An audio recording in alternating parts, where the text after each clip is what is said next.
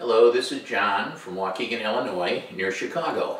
I'd like to do a review of the FreeX Quadcopter.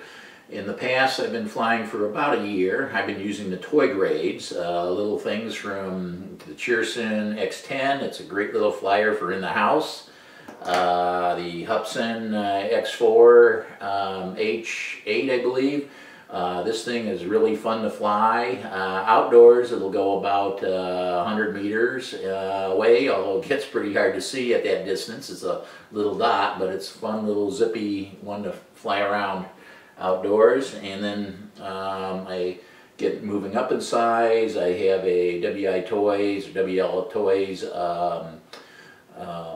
959, I believe. There's a version 222. That's an update with 6-axis. This has a little camera with it, and this has got me started doing videoing, which is a fun thing to do. The problem with this particular quad is the video is not real clear. I'd like to get something that would use a GoPro, and it also needs a gimbal, because if there's any wind out, you're fighting the wind and your quad is turned and your scenery is all turned, and then as you go back and forth and the wind changes, you're shifting all over the place. So on a real light day, if you fly it slow, you could get some pretty good photography, but you really need a gimbal. So my next step was to move up to a 350 size grade. That's 350 millimeters from propeller to propeller on the diagonal. I buy most of my quads through Banggood in China. They have the I think 6 quads. They have the original DJI Phantom. It goes for, without a gimbal, I think it's a little over $600 now. Phantom 2, that would be a great one to buy if you could afford it. I'm just a little leery. I wanted to save some money, and I hate to lose something that would be that expensive.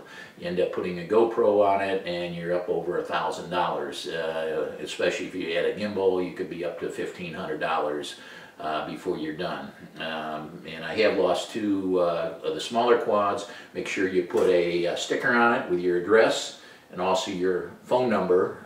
So if you do lose it and somebody finds it, who knows, they might call you and you might get it back. Let's see, some of the things and why I chose the FreeX. It's one of your newer ones out, and it was a difficult decision because there wasn't a lot of write-ups. You can look on YouTube and see some of what it has to offer. I'd recommend that for anyone buying a quadcopter, is look that model up and watch several of the reviews. That's one of the reasons I'm doing this review, is to give everyone a unbiased opinion of the quad. I wanted to get the gimbal to hold the camera straight, so this one came with a gimbal, and it has all the wiring. Comes out of the various holes on here to plug the gimbal in, to power and controls. So that was one of the reasons I chose this. It would be easy to integrate that gimbal. I wanted it mainly for videoing some scenery and things. We go to a lot of fantastic places, and to get a view from the air would be really great. The other thing is, this one is the biggest of the quads. It's almost 400 millimeters. I think it's 396, where the basic DJI Phantom is 350. I think some of the other ones most of the others are also 350 millimeters. I think the WL Toys, the 303 is 376. With the larger size, this allows the propellers to be a full 9 inches, plus you could add an extra inch, so you can use a 10-inch propeller. These propellers are great. That's another thing that I really like, is they have self-locking. The screw, they're either clockwise or counterclockwise. It's all threaded, so it's real easy to put these on and off, which allows it to be stored in the box with them off. That allows for a smaller box. to carry this around. The other advantage of being able to take off your propellers is if you do any testing, you're more apt to take the propellers off, so it's safer. You don't want to do your calibration tests or anything with propellers on them, because you always lead yourself into getting hurt by these things. This power on these larger quads with the brushless motors are a lot stronger than what you have on these. And I've been hit a couple times with the propellers on these, and I wouldn't want to get hit with one of these on the 350 series quads with the brushless motors. Some of the other things, flight times. This has a really great flight time. It came with a 3,000 milliamp hour battery versus the 2,700 that they said in the manual. But with this battery, I put it in GPS mode, sent it up to hover twice, and each time it ended up about 20 minutes before it would come down because the battery has run out. Most of your other quads are with this size battery or smaller are 10 to 15 minutes, although that's about what you get. You get about 13 to 15 minutes when you're flying it around, because you're using a lot more throttle. When you tip this thing, you're using more power to make it go. So I think the lights will start flashing around 9 minutes, and I normally fly it for another 3 minutes or so, or 4 minutes. So I get 13 to 15 minutes of flight time. I'm sure if I let it go for the whole length of the battery, I could get up to 15 minutes. So, but I like to bring it down before it actually runs out of power.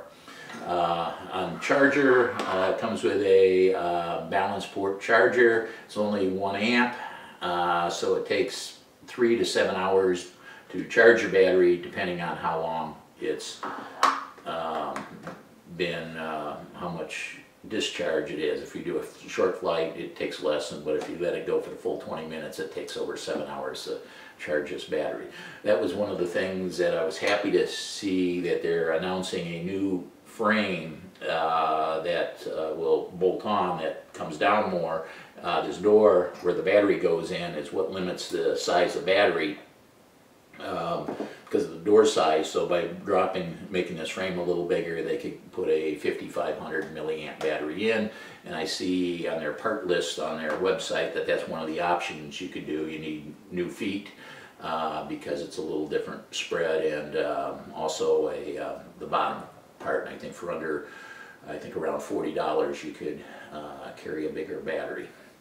And I imagine it will be offered with the newer models when they come out. As far as flying, I'll go outside.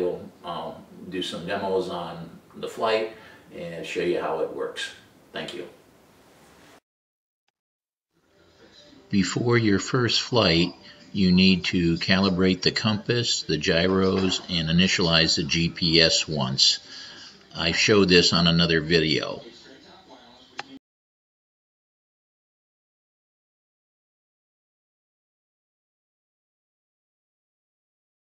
For me to fly right now, you need the green light to be flashing, show that you have proper amount of satellites, taken off from the snow, which was a little rough, but it's going good now. There's about a 10 to 12 mile an hour wind.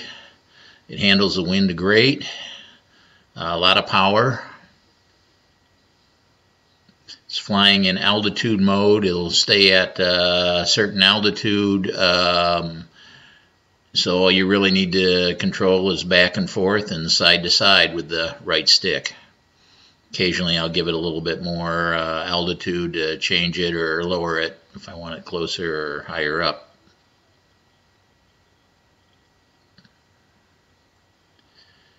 I'm flying without the gimbal and the camera on right now for the first few flights. The next flight I'll show, I will have the camera mounted. I have a U2 or a GoPro Chinese equivalent or clone. It's called a SJ6000. I'll have that on the gimbal, and that'll be my next flight here in a few seconds.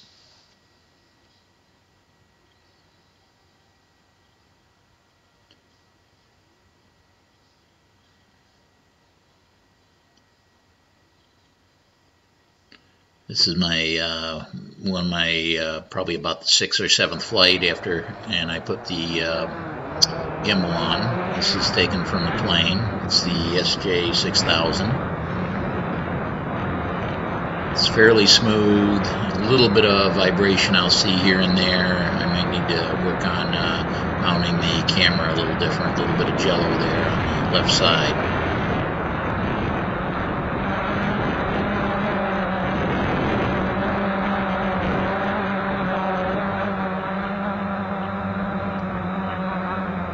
The park I'm flying from is about 70 meters square without trees, and then there's a tree buffer on most of the sides.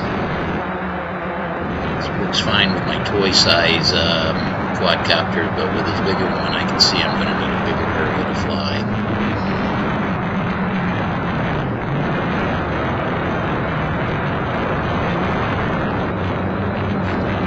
It's been gloomy out this winter, so I need some sun to do a better photography, but you get an idea what the GoPro camera will do. Probably a little over 100 feet high here.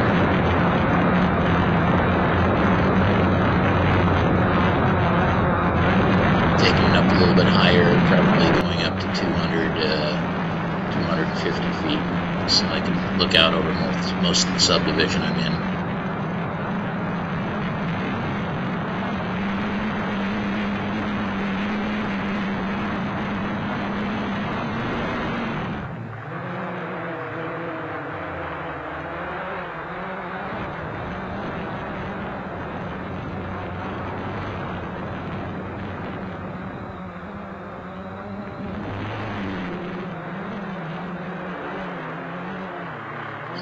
There's several modes that you could fly in. Right now I'm altitude mode. There's also a GPS mode, and there's a headless mode where it doesn't matter which way the quad is facing. If you pull the stick toward you, it comes back toward you. If you push it away, it goes away. To the left, it goes left. To the right, it goes right. So you don't have to worry about which way it's. To RTH, the quad goes up to 20 meters in height to clear trees, then flies back to the starting location and descends normally, landing within 3 meters of the takeoff location. I have owned the quad now for a little less than a month and have flown it around 35 times. It has crashed 3 times while I have been in GPS mode while applying the throttle up or down. I'm not sure if it's a incorrect setting, or there's an error in the programming, or there's a faulty part in the control board. I have contacted FreeX through its website a week ago and have not received an answer back yet. When I do, I will put the note in my comments below. So far, that has been the only problem with this quad. On the positive side, the frame is made out of a tough plastic and it really takes a beating. It is an easy to fly quad and has long flight times. I hope this video has helped, and look for my next video on adding FPV to this quad. Thank you.